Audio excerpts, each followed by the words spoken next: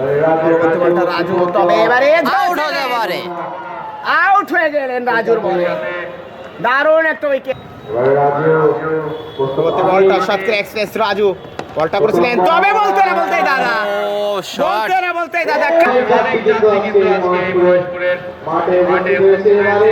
Sweep shot দেখলাম দাদা, একটা সুইপ, একটা সুইপ শটই দেখতে পেলাম। ফাইন অঞ্চল ক্রিকেট একাদশের তাদের থেকে তারাও কিন্তু কমে না। আরে শট, শর্ট পিচ ধরনের বল পুল করেছেন, ভুল হয়নি। 6 হতে পারে এই ওভারে, 2-1টা যদি অনেক খেলতে পারে।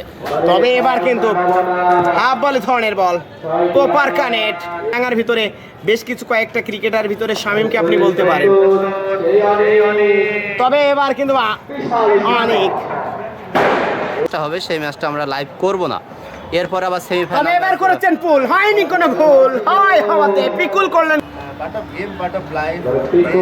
পরবর্তী বলটা সজোরে হাঁকিয়েছিলেন, দারুণ একটা ছক্কা। শোয়েব কিন্তু আসলে 15 রান দেয়া বলার না, এই যে আউট হতে পারে, দেখা যাক। সেই শোয়েব যে কথা বলেছিলাম যে সংখ্যা 58, এবার টেনেছে, আউট হতে পারে, দেখা যাক। এখানে বলের তলে ছিল রাজু।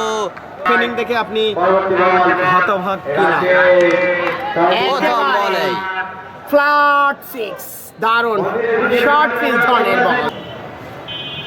পরবর্তী বলটা আবার কিন্তু no man's land, inner circle, wicket কিপারের হাতে, আউট হয়ে গেলেন এবার রাশিদ।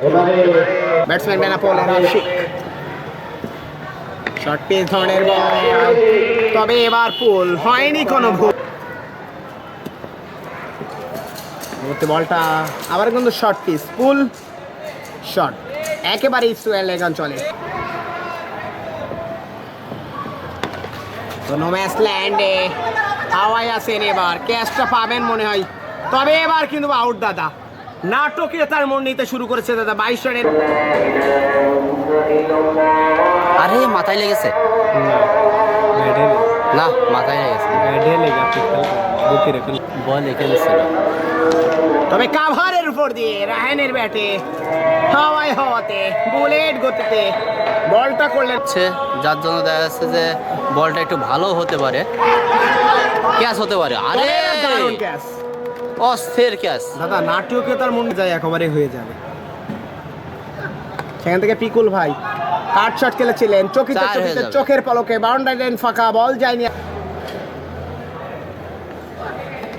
আরে শট, নলক শট দাদা, নলক শট দেখতে পারলাম। আচ্ছা আমি কিন্তু এই যে একটু আগে যাবো, তবে এবার কিন্তু শর্ট পিচ পুল করেছেন, ভুল এর হয়নি। মাধ্যমে খেলা শেষ, খেলা 4 কিন্তু ওভার শেষ, এক বলে। শেষ পর্যন্ত কিন্তু জিতে গেল বিসমিল্লাহ মোবাইল হাউস।